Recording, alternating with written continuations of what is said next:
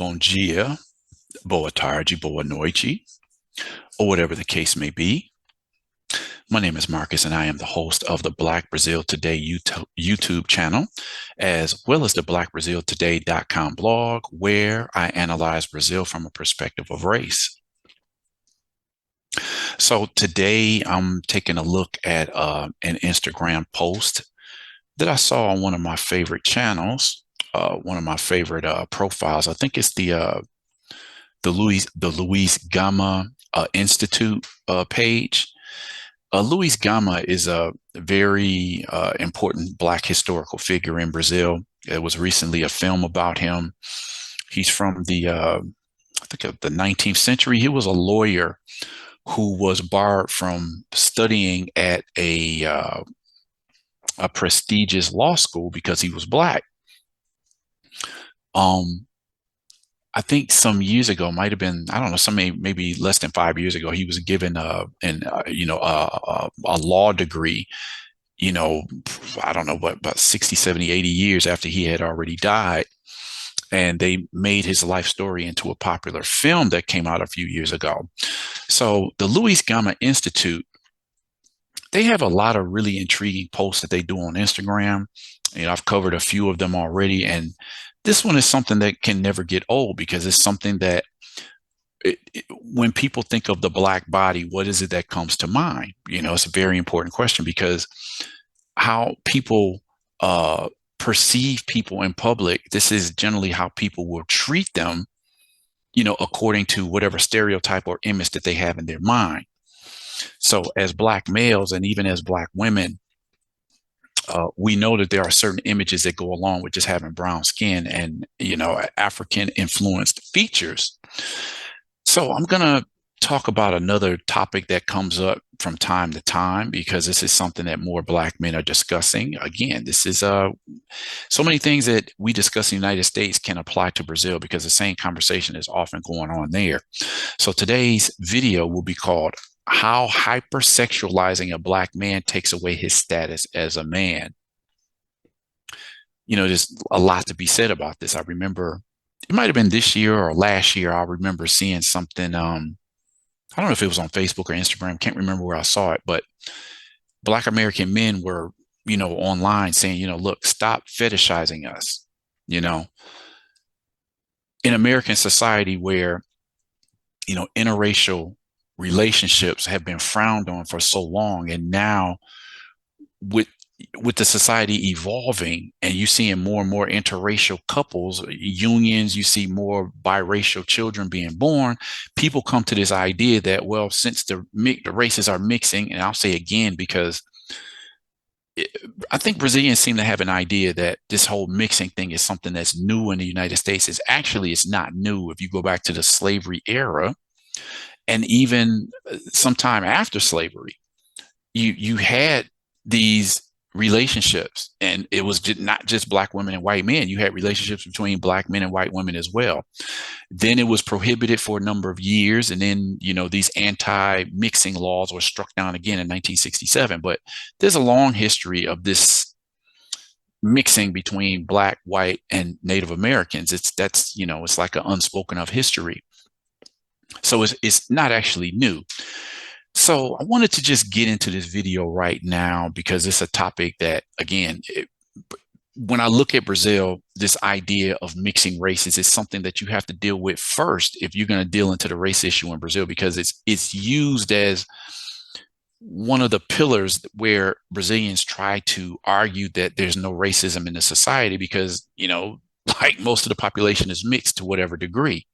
But and I'll say it again and again, and more people are realizing that just because somebody is willing to lie down with you doesn't mean that they don't necessarily look at you as completely different from them, or they may look at you as being inferior to them. Just because they're willing to lay down with you doesn't necessarily mean that they see you as their equal. So, how hypersexualizing a Black man takes away his status as a man. Let's get into this because some people might not look at it this way. So the negão gostoso, right? The tasty big Black man, I guess you could translate it that way. So The great profile at Boneca Preta, which means Black Dial, which uses the dials it produces to illustrate content about Black culture, addresses an important issue in this post: the hypersexualization of Black men. The hypersexualization of the Black body, the idealization of the Black man who is good in bed, wild and virile, and is one of the stereotypes that accompany the ideal of masculinity of the Black man. When I talk about the hypersexualization of Black men, I don't mean that you are forbidden from finding that man's body beautiful or attractive. This is normal and is a part of human relationships. Desire and interest are normal. To hypersexualize a Black man is to take away his status as a man. It is to see him only as a body, a fetish, ready to be used and abused by your sexual desires. It is to characterize him sexually as a wild, virile, and violent. It is to speculate about the size of his sexual organ without ever having seen him naked. What else can be said there? Enslaved Blacks were evaluated on the basis of their physical gifts and their anatomical robustness, which would be useful in agricultural and mining services. Although it is difficult to find official documents, there are stories of men whose job it was to bear children with female slaves. They were known as reproductores, meaning reproducers, chosen for their physical size. Now, this is a interesting facet of history that a lot of people have been discussing, in the Black community of the United States. This idea of the big black buck from the slavery era. He was used as basically a guy who would breed children, have sex with various female slaves to produce more slaves to increase the slave population. Well, it shouldn't be shocking at all, but the same thing happened in Brazil. This is an article I did back in 2017, purchased by a slave master in the city of Sao Carlos. A slave breeder had more than 200 children and lived for 130 years, says family. The search for descendants continues. So this is a picture of the man that he said he fathered. This is over 200 children. Roque Jose Florencio, known as Pata Seca. He lived for 130 years and had 200 children. This is his death certificate. So there's a lot to be said. There was a book that I came across some months ago that talks about, some of the sexual exploits that would go on during the slave era in Brazil. And again, we're familiar with these stories in the United States, but this is what got me fascinated with Brazil in the first place, seeing how did African descendants turn out in Brazil? What is their story? You find so many similarities here, including this one that involves the so-called escravo reprodutor, the stud or the slave breeder. Okay. Where have we heard this story before? When Black men are reduced to their physical appearance, they are the object of a gross reification and act of dehumanization. And when he accepts this objectification, he moves towards an inevitable loneliness, because at some point he will no longer be an object of interest to others. To think about Black masculinity in a country like Brazil is to think about gender, race, and class together, because all power relations influence the construction of identity. It considers that the good Black man is the one who performs the white ethic, as if the white man's masculinity were the parameter of what is correct. Question: how do most Black soccer players act, for example? They flaunt their consumer power, they choose white partners, and attitudes that increase their status. Now, I remember some years ago, there was a famous picture of this soccer team in Rio. It was a picture of these soccer players' girlfriends. So this team had a lot of Black players as well as white players. And all of the women in the picture were white. So whether the man was Black, the soccer player was white or Black, they all had white girlfriends. And this is something that Black women have called palmitaging for a number of years. This idea that Black men, particularly those of a higher social status, if they get married and reproduce and have children and have a family, they're going to try to do that with a white woman. And it's something that you see over and over again. It's like, I've talked about this, at length in other videos and articles on the blog. It just seems to be the rule. It's like it's a man who's a well-paid soccer player, or he's a well-paid musician, actor, politician, or whatever he might be. It's almost like, okay, successful black man, he's undoubtedly going to have a white woman. I mean, it's people say that black men marry out a lot in the United States, but literally, I've followed this for 15 or 20 years when I became aware that this is a topic that black women discuss in Brazil as well. And I'm like, wow, it just seems like 90 to 95% of those, we'll say, high value black men in Brazil are married to white women. So, you know, it, if you want to be considered a man with a lot of status, then automatically you have to have that white woman at your side because society does not value the black woman. Okay. That's basically what that's saying. Homosexuality is another taboo.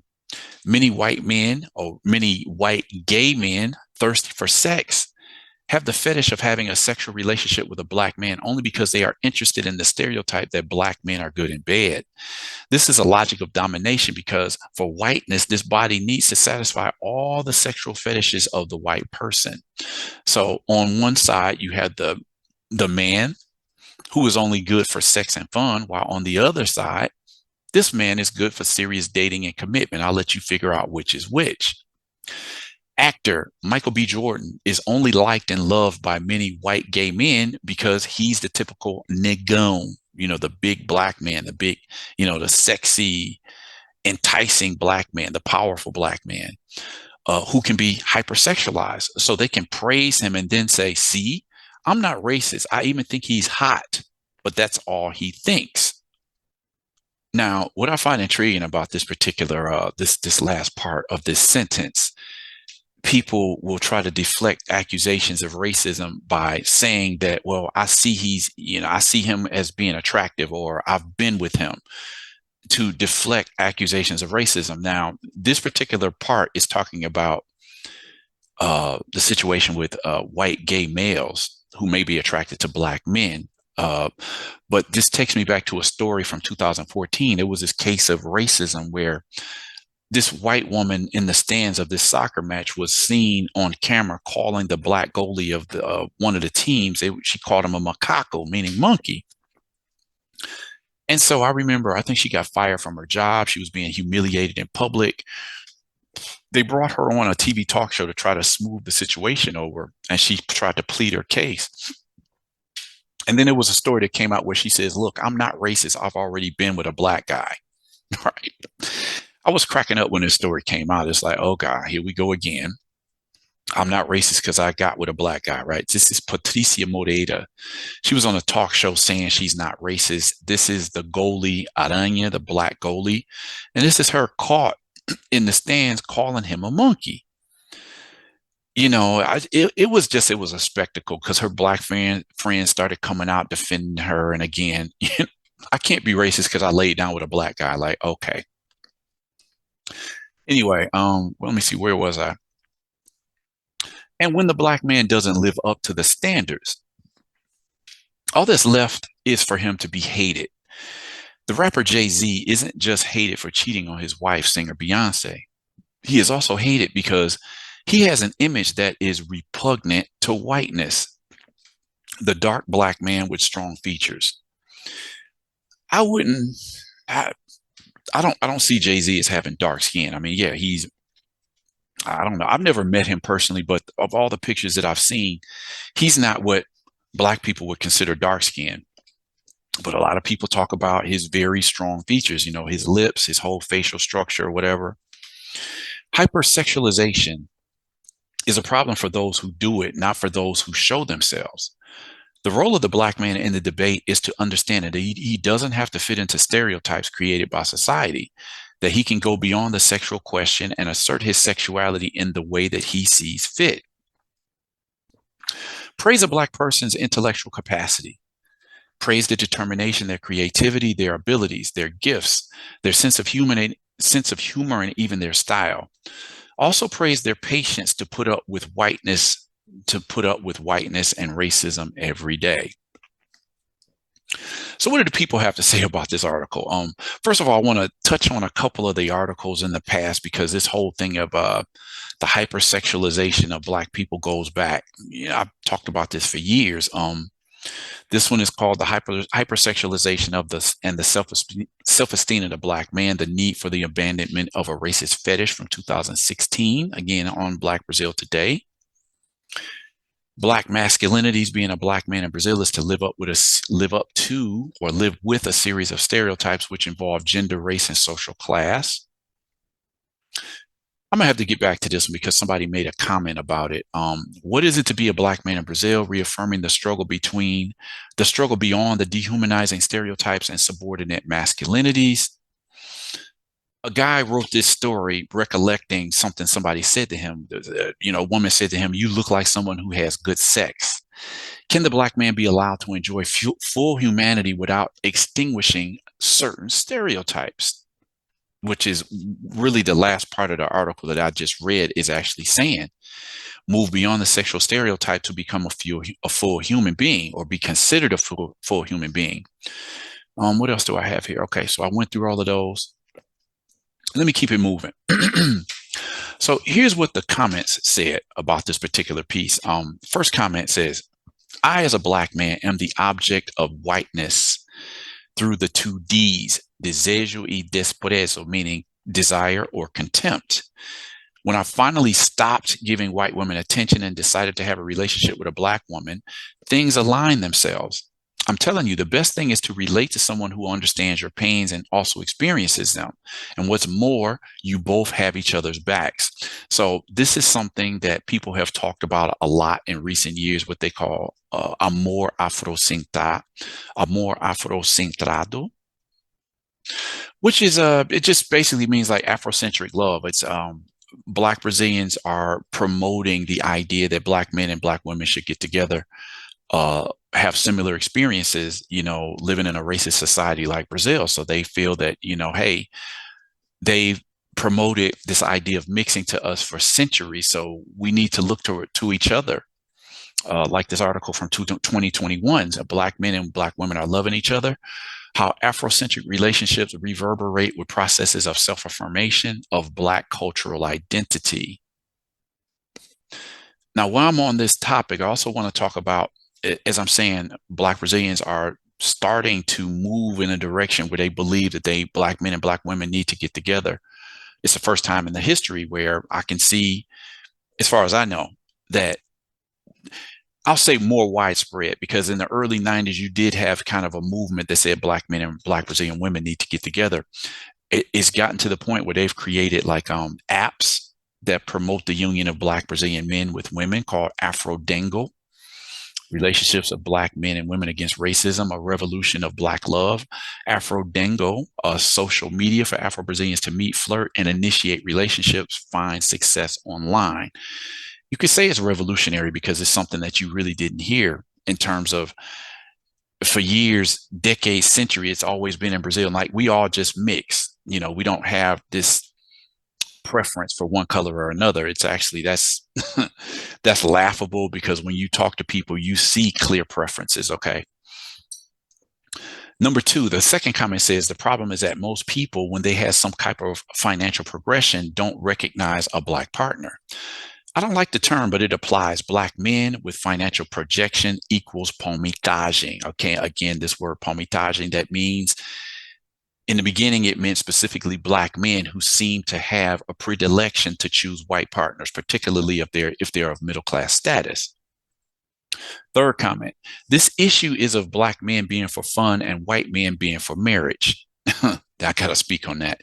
Can also be seen with all due proportions and context, but not only in Black people, but also in Black culture. Now, it's intriguing that they point this out, Black men being for fun, white men being for marriage, because anybody who studied the race situation in Brazil knows the old saying says, white women for marriage, the mulatto woman for sex, and the Black woman for work.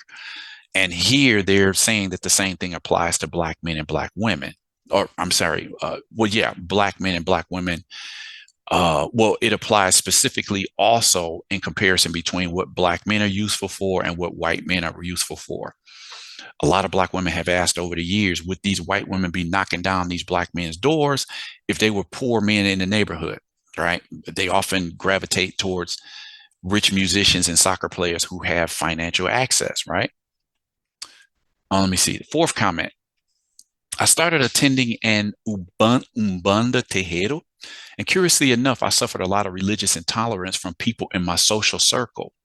People who curiously have an aversion to Umbanda and Candomblé, but who at every barbecue or family lunch, they love to listen to Almir Guineto, Martinho da Vila, Zeca Pagodinho, Jorge Aragão, and other samba luminaries who are openly Umbandistas or Candomblécistas and who explicitly expose this in their music. Now, just so you understand, Umbanda and Candomblé, Umbanda is more of a mixture of religions with African influences in it, whereas the Candomblé is thought to be more of an African religion, like an extension of the Yoruba religion. And you find this extension in several different countries throughout the Americas.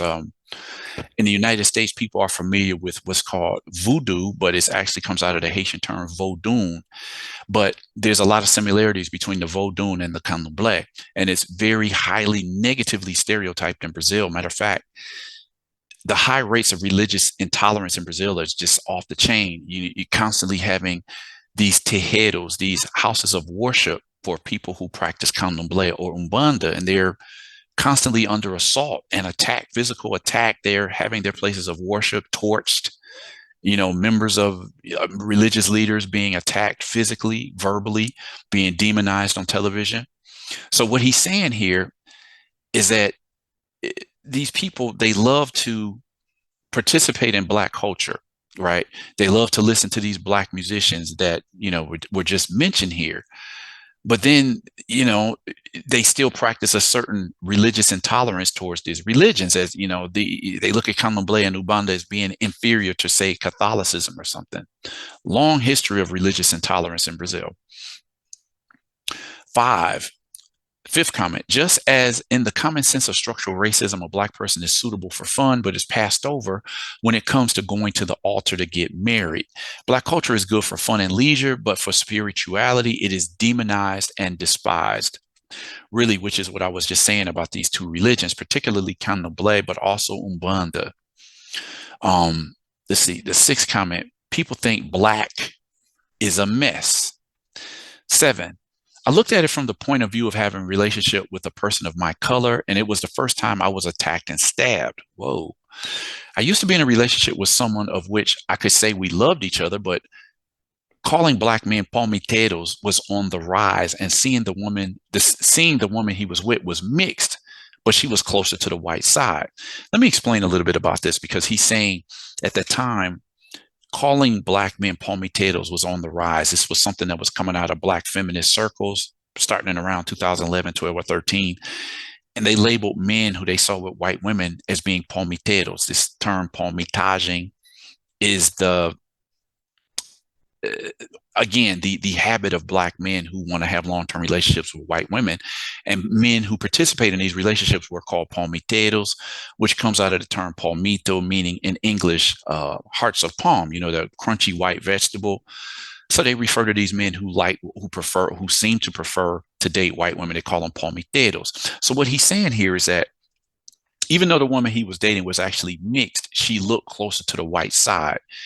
It's always going to be a question in Brazil of if a light-skinned mestizo, mixed person, is considered white, or a light-skinned Black person. So what he's saying is that publicly people would speak negatively of him because they saw him with a white woman, but in reality, she was a mixed woman who just appeared closer to the white side. He continues, the worst thing I've done in my life is to have left my love because of the attacks on my race. It's distressing and depressing. And as a result, I'm in another state far away from my family, being the father of my daughter as much as the mother allows. Since we are separated in society, regardless of race, has the gift of screwing with the life of a Black man. Packed a lot there. Number 8, this guy says, being Black and gay, I know what it's like. I've always heard that stupid question, é verdade o que dizem dos negros, meaning, is it true what they say about Black men, referring to their genitalia? Intriguing. Now, this is a topic that I've talked about as well. Let me see if I can find this article up here. Okay, so this is an article from 2020, and it's called Racism in the Gay or LGBT Community of Brazil. 11 Black men share their stories. So there was one that caught my, I mean, everything in this article caught my eye. But this particular article right here, where this guy says, I received several, all of these guys in this article are talking about their relations and how they were seen in interracial relationships in the LGBT community. So this guy says, I received several lines and jokes related to the size of my penis, right? So within the LGBT community, you still have this idea that the black man, he's packing. And so wherever you see black males in the world, there's going to be this image. Well, he must be packing. He must have a third leg, right? So it's the same thing that you hear in the gay LGBT community in Brazil. So we're all familiar with these thoughts. The last comment says, you left out the photo from Anitta's music video. And of course, Anitta is probably the most popular singer outside of Brazil and within Brazil. She recently won the first Brazilian to become a winner of the Video Music Awards. But Anitta is always in the middle of one scandal or another because of what she's willing to do with her image to earn money to keep the press talking about her. So what are they talking about here? Let me see if I can find that particular article. Okay, so they're talking about this picture right here. Anitta was filming a video that was controversial because, how can I put this and not get not get punished by YouTube algorithms? In the video, she shut down this favela, this lower class neighborhood, so that she could film this section of her video where she was emulating, sucking a guy's eggplant. All right. People were outraged, like, why is she doing this in the community, even though she blocked off the streets? It was clear that, kids can see that she's outside, simulating this act on a male model. And then the other thing that people pointed out was that every time Anitta wants to film a video and she wants to seem close to Black culture, even though she denies, she doesn't ever assume herself as being a Black woman, but she always wants to film her videos in majority Black neighborhoods, in favelas, and she'll always have Black men in her videos, and people accuse her of cultural appropriation. It's like, okay, you don't define yourself as a Black woman, but in order to, keep it real, to keep your record sales high, you want to always have the Black body in your videos. Okay. So that's what this guy was meaning by his comment here. You left out the photo from Anitta's music video. Still haven't seen that video as of yet, but I'm sure it's coming out one day soon. Anyway, curious to know what you thought about today's video. How hypersexualizing a Black man takes away his status as a man. Agree, disagree? Leave a comment in the comment section. Like this video, share this video. Consider subscribing to the channel if you found something on this channel that you've liked before. Maybe you've watched more than a couple of videos. Smash that notification bell so you'll be one of the first to receive my video when I post it. With that said, I'm going to end this here and invite you to come check out my next video.